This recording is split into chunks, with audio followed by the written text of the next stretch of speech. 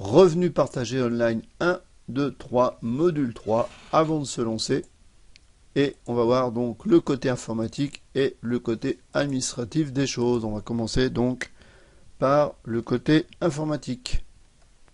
Alors au niveau du matériel, eh bien il suffit d'avoir un ordinateur PC ou un Mac. Vous pouvez faire les revenus partagés en ligne avec une tablette, un smartphone. Donc ça c'est pour accéder à Internet. Il faut aussi un scanner ou un appareil photo pour pouvoir faire des photos, vous allez comprendre pourquoi. C'est pas inutile d'avoir une imprimante, alors c'est pas indispensable dans un premier temps, mais pour éditer des factures ou pour imprimer des contrats et les signer, eh bien voilà, il faudra bien une imprimante. Et puis je pense qu'il faut aussi une connexion internet qui soit correcte, et si vous avez des soucis de ce côté-là, ben regardez un petit peu, voilà, les fournisseurs d'accès internet. Si vous avez des soucis de filaire, bah, vous pouvez passer par la connexion internet en satellite. Voilà. Donc comme je l'ai peut-être pas encore dit, mais dans le module autre fichier, vous avez une checklist à votre disposition. Et moi je vous suggère justement de l'imprimer et puis de cocher un petit peu au fur et à mesure voilà, les recommandations, des conseils, des actions qu'il y a à faire, parce que vous pouvez suivre ce guide, mais si vous faites rien, ben, il ne se passera rien, évidemment. Et donc, dans un premier temps, eh bien, je pense qu'il serait bien de regarder si votre PC est en ordre, s'il fonctionne correctement avec Internet, si votre tablette, etc. Si tout ça, tout est OK. Donc voilà, le matériel, rien d'extraordinaire. Après, pour surfer sur Internet. Donc là, évidemment, il vous faut ce qu'on appelle un navigateur Internet. Donc, sur le navigateur Internet, qu'est-ce que vous allez avoir?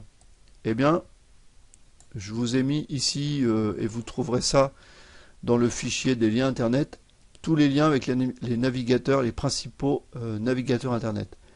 Donc moi, je vous recommande d'utiliser Mozilla Firefox, parce que c'est un des navigateurs qui est pas tracé, qui est un peu le plus anonyme, on va dire, de tous. Après, ensuite, évidemment, vous avez Chrome de Google, Internet Explorer de Microsoft, et puis Opera. Alors, c'est bien. Alors, puis je vous ai mis aussi un lien vers un comparatif sur les navigateurs Internet, comme ça, bah, vous pourrez vous faire votre propre avis. Alors, c'est bien si vous utilisez, je sais qu'on a tous des habitudes, et on a souvent tendance à utiliser, bah, quand on utilise Chrome, on utilise que Chrome, etc. Par contre, dans ce qui nous intéresse, dans les revenus partagés en ligne, moi je vous invite à installer les autres navigateurs, d'autres navigateurs que ceux que vous utilisez habituellement, parce que parfois il y a des sites, en particulier avec les mots de passe ou avec les mots de passe ou les CAPTCHA par exemple, ou même pour visionner parfois les publicités, ça fonctionne pas toujours très bien sur un navigateur, ça fonctionne sur un autre. Donc voilà, donc c'est bien d'avoir plusieurs navigateurs. Ensuite, quand vous êtes sur votre navigateur internet, un point qui est important aussi, c'est la gestion des favoris. Alors, selon le navigateur que vous avez utilisé, on va parler de signette ou de marque-page. Alors, c'est quoi un favori?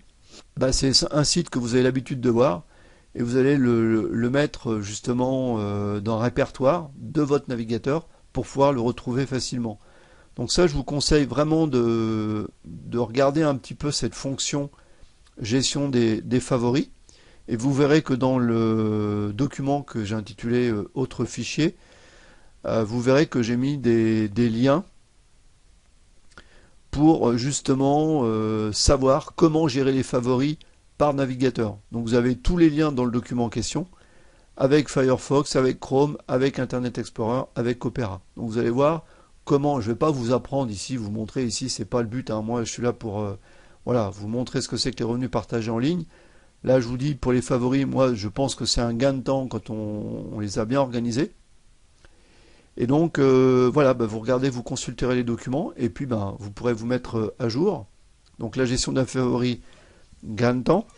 Et puis une fonction vraiment alors très importante, pour la plupart, hein, Bon, si vous maîtrisez l'anglais, ça va être moins capital pour vous, mais pour ceux qui ont de la peine avec la langue de Shakespeare, ou même avec d'autres langues, parce qu'il n'y a pas que l'anglais sur les sites de revenus partage en ligne, eh bien, vous pouvez, et je vous recommande chaudement, d'installer un plugin ou une extension, on appelle ça aussi sur ces deux termes-là, une extension traduction dans Firefox, dans Chrome, dans Internet Explorer et dans Opera. Là, pareil, je vous ai mis les liens des conseils pour pouvoir installer cette fonction traduire.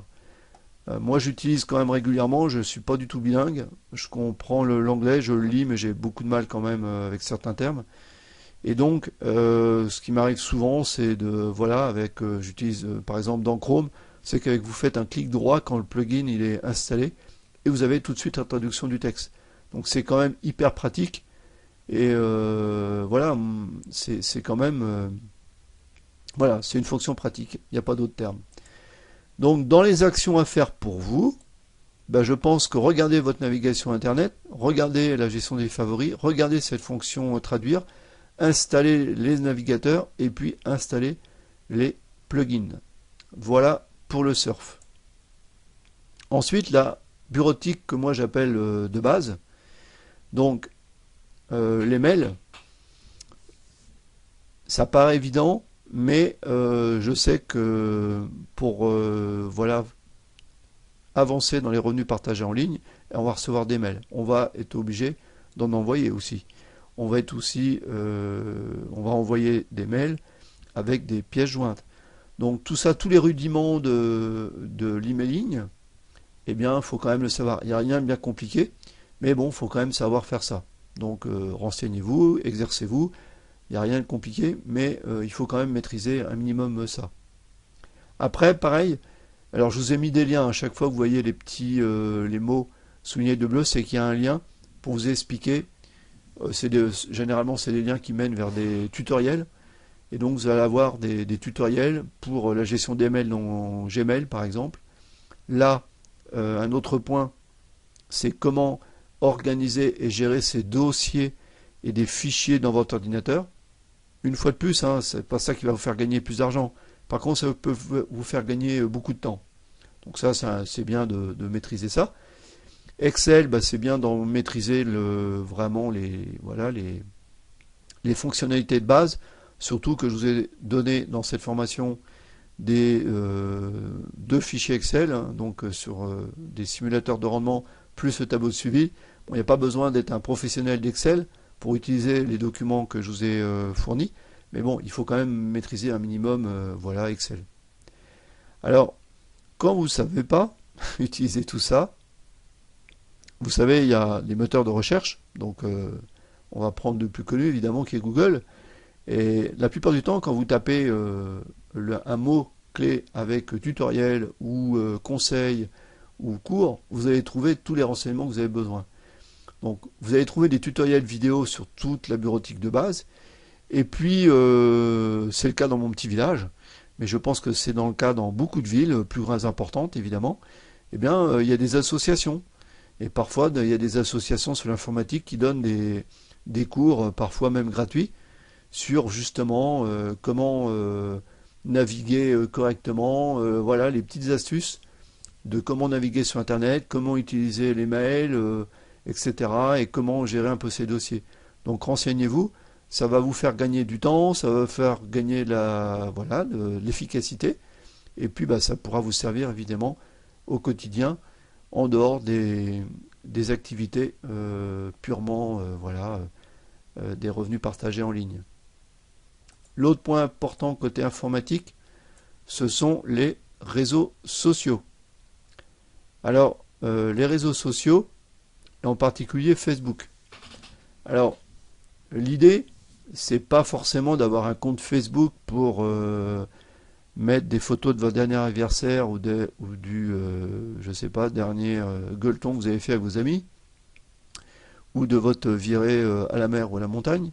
Ça, vous faites ce que vous voulez de tout ça. Mais l'idée quand même de Facebook, c'est surtout d'avoir un compte pour pouvoir ensuite accéder aux groupes qu'on appelle aux groupes sur Facebook, des groupes qui se créent en rapport évidemment avec les sociétés de revenus partagés en ligne.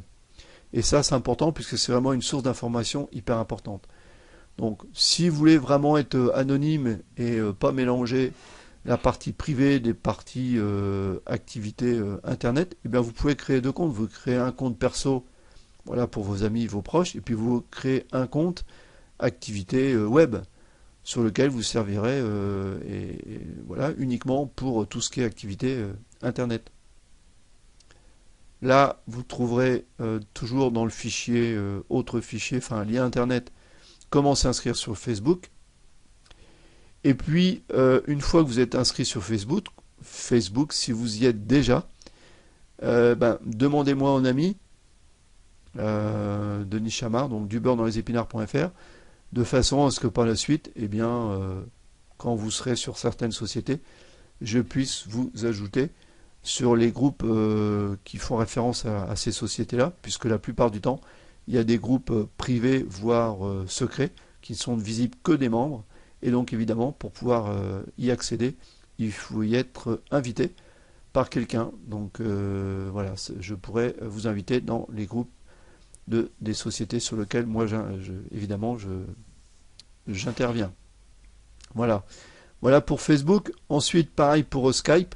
Alors Skype, c'est vraiment un outil fabuleux parce que vous pouvez téléphoner gratuitement, donc comme l'utiliser comme un téléphone, mais évidemment, comme si vous avez une webcam, tout l'intérêt du Skype, et là moi je vous encourage vraiment, voilà, à ouvrir un compte Skype. Moi en tout cas, beaucoup de gens me demandent de l'aide.